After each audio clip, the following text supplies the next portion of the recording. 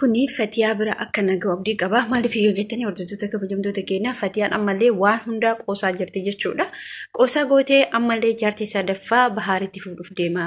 Yookiin tasliimaa bahaaritti fuudhuuf deema. Tasliimaan nama miskiina. Tasliimaan nama akka ililliiti miti jettee dubbachaa turte. Dubbiin qoosaa qoosuu jechuun wallaahi kalaaskaa isin beektanii miti qoosaan tun dhugaa ta'uu dandeetti. Namoonni tokko tokko odoo qoosanii waan hin taane keessa seenan jechuudha. Ifama sinin jechuu barbaada. Kanaaf wallahi waan qoosina waan hojjetan keessatti hin qoosina. Assalaamu alaykum warahmatullahi wabarakatuh. Jirtu akkam nagaa keessanii fi keessan isin jechaa illee nagaa jira alhamdulillah galata rabbi. Hara viidiyoon ani isin qabadhe akkuma beekamutti waa'ee tasliimaa akkasuma ililli ilaalchiseetiniini illikii keessa seenuudhaan Fatiyaani ammallee bahaaritti jaartii lammaffaa fuudhuuf deemti. Isii hojii sadaffaadha jechuudha. Hordoftoota kabajamtoota kiyya video keenya like godhaa, share godhaa, subscribe godhaa please. Video keenya gadi bu'aa jira, view isaa gadi bu'aa jira. Anillee jiratu hojjechaa jiru, daddarbee dhiisaa jira. Kanaaf buleen kiyya namoonni yaada qabaatan yaada koomentii keessa nu warreessanii jecha dhugaa dubbachuudhaaf wanti ani xiqqoo isii qirna jedhu keessatti akkamitti Fatiyaa yeroo hunda qoosti? Maaliif qoosti? Abbaan manaa isiitti irratti maaliif qoosaa ta'e? Abbaan manaa isii maaliif yeroo hunda sitti fuudhaa jettiin? Maal inni as keessatti waan isin laaltan?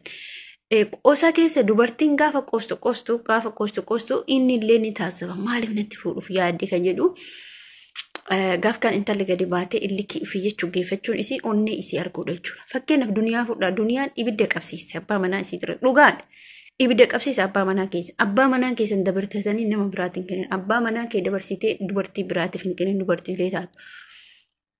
Waliif yaada dhiironni tokko tokko maal jedhu gaafa nama bira ta'anii qoosa walii yaada maal jedhu miti. Walii yaaduun kanaa miti bakka abbaa manaatitti miti. Durii sanitti abbootiin kennaa durdurii isaan qabeenya isaanii irraa qabeenya fakkeenya dubartiin haati manaatti fuudhuu dandeetti. Bultii sun bakka yaani qabeenya irratti. Garuu amma qabeenyi amma nama tokko horachuu dadhabe, ilmaanuu guddifachuu dadhabe.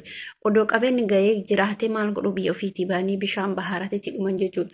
Dubartoonni dhugaa rabbii isiniin jedha hin qoosina abbaa manaa keessatti. Qoosaniin taatu abadan isin jechuu barbaada. Maaliif gaafa qoostu rakkoo sirragaa, rakkina sirragaa, rakkinni ilmoo keetii ragaa jechuudha. Ati erga biyya ambaa keessa jiraattee tokkoon jiraattee rabbiin fayyaa sii kennee dalagattee inni nuti xaaruuf inni nuti dalaguuf ilma keenyaaf akka taane beektan gaafa waan tokko gadi dhaabatte ofiif otoo hin taane ilma keetiif gad dhaabda kana oduu jireenya keetu jira mataa keetu jiraattu inshaallah. Warroonni yaada akkana abbaa manaa keessan irratti hin fuunaa, ilma isaanii haa fuudhuu, dhiironni mootuu hin fuudhaa, lama sadi maasii godha. Dhiira jechuun dhiira dubartii takkitti kunuunsitee qabatte. Dhiira haadha manaa isii kunuunsitee qabatte. Dhiira haadha manaa isaa akka kileettitti jabeeffattee waa hunda isirra ulaagaalee isirra jaalala isiif kennu yeroo isiif qabaachuu bakka bashannanaa geessu duniyaa yoo irraa hafte maali? Yoo hajji fidde yoo umraa fidde duniyaan dubartii biraatiin fuutu moo duniyaa nama sanirraa barbaadda? Dhiironni gisee amma dubartii hedduu ka fuudhaniin dhugaa dubbachuudhaaf yoo dhugumatti keessatti qaqqabnee ilaalle mallaqa isii barbaadu malee isiin barbaadan. Dhiironni dubartii lama fuutu jechuudha. Yoo isiin mallaqa sanirra qabaatte isii fuudhan. Akka waan mallayni sun hin dhumne yaadamee xiqqishuma isii wallaahi mallayni hin dhuma. Garuu maaltu hin dhumne namummaa namaatiif jaalala namaati jechuudha. Kanaaf ani waan isiniin jechuu barbaadu, waan isinitti dubbachuu barbaadu, waan haga beeku isin gorsuu barbaadu, dhiironnis dubartoonnis please of eegaa waan akkanaatirraa jechuudha. Maaliif tokkoon jiraadha. Ilma keessan kunuunsaa guddifadha. Ilma keessan akka boru bakka guddaa isinii gahu har'a jabeessee qabadhu. Jaalala waliif qabaadha. Iddoo waliif qabe. Isin bar ilma sitti gattee mana namaa deemtee dalaydee fiddi. Ati immoo irratti dubartii biraa fidda. Fatiyaan immoo dogongorri ammallee qabdu illikii intala sanii mucaa kana qoosas ta'u irratti fuudha jettee yaaddi. Abadan hin yaadin Fatiyaa waan akkasii. Bar dubartiin gaafa itti kaa'ate isin hojii nyaatte tanatu sunus hojii nyaatte deebitee si nyaachuu dandeetti. Dubartiin jechuudha wallaahi dhaziim jechuudha. Nama san jaalatte taananii dubartiif jettee dubartiin hin dhiiftu. Nama san jaalatte taanan abadan jechuudha. Garuu kun immoo itti yaaduu qabdan. Waan tokko dubbachuun irratti itti yaaddee dubbattee natti tola. itti yaaddee dubbattee waan sangootee natti tola. Wallahi billaa jechuun akka mataa kiyyaatti otoo itti yaaddee gootee otoo irra galchitee ilaaltee piraankii hojjettuu baatte intala san aarsitee intala san aarsuu baatte garuu wanti itti yaadanii hojjetanii fi wanti itti yaadin hojjetan garaagarummaa qaba. Gaafa itti yaaddee hojjete si miidhu gaafa itti yaadin hojjette immoo akka si miidhu beeki keessan kee miidha jechuudha. Kanaaf itti yaadaa wanni isin miidhu kana jechuudha itti yaaduu dhabuu dare. Dubbii tokko gaafa ol kaatee haasofteef gaafa itti yaaddee haasofte garaagarummaa qaba.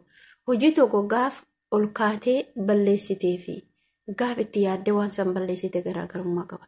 Gaafa itti yaaddee balleessite ati uummata kun seenuutu gaafa to'ammootu otoo itti yaadin goote abadan seenan si keessaan baatu jechuudha. Si galee kanaaf waan hojjettu keessatti waa haasoftu keessatti laalladhaa waan isin hin jennuun kanaaf jechuudha. Dogongorri gaafa dura ka'e hamma dhumaatiitti fufaa jira. Ibiddi gaafa dura qabsiise hamma ammaatiitti qabataa jira dhaamu didee. Maaliif ka'umsi kun dura fayyaalummaa onnee kee keessaa kan ka'etu har'a sadarkaa dubartii hanga dubartii 4-5 si deemsisaa itti fuudhuuf abbaa manaa keetitti arraba keetirraa kilmaan bayu ammallee itti fuudhadha jechuudha. Leesh ati maali? Ati maaliif dubartii karaa qabsiista? Ati maaliif warroota dhiirotaa karaa qabsiista? Ati ilmaan keetiif hin yaaddu? Inni bar jaalala kalee si qabu har'a siif hin qabu. Inni jaalala ilmaan teetiif kalee qabu har'a hin qabu. Ni arguuf teette jechuudha. Ilma argate taanaan gara sanii akka hawwadamu, mallaqni gara sanii akka hawwadamu, jaalalli gara sanii akka deemu kana beektaa fatiyaa.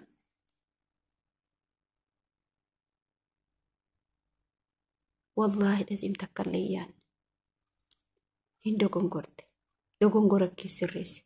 Dhiirri takka dubartii takka gaafa fuute, dubartii lama gaafa fuute, ta lammataa sunis garmafattee hawwadamtee ani ta sadaffaa sun jaalatamti. Seeruma dhiirati bira. Wallaahi kabajni inni kalee si qabu har'a si qabu tokko miti. Isin haa galu. Dubartoonni abbaa manaa keessanitti dhiiftanii itti fuuna jettan kabajni inni jaalala inni si qabuuf jaalalli kalee si qabu garaagarummaa qaba. Walitti dhufu. Isa qabadhu. Isa ganama keetii isa harka kee jiru qabadhu. Gaafa isa harka kee jiru qabatte waa tokkoyyuu seenan. Jaalala laadhuuf. Iddoo qabaadhuuf. Isin galee. Kanaaf warroonni dubartii lama fuudhuuf halkanii guyyaa kursaa bultan takkitti qabdan tana akka killeetti jabeeffadhaa. Ilmaan isii wajjin. Jiruu gaarii isii jiraachisaa.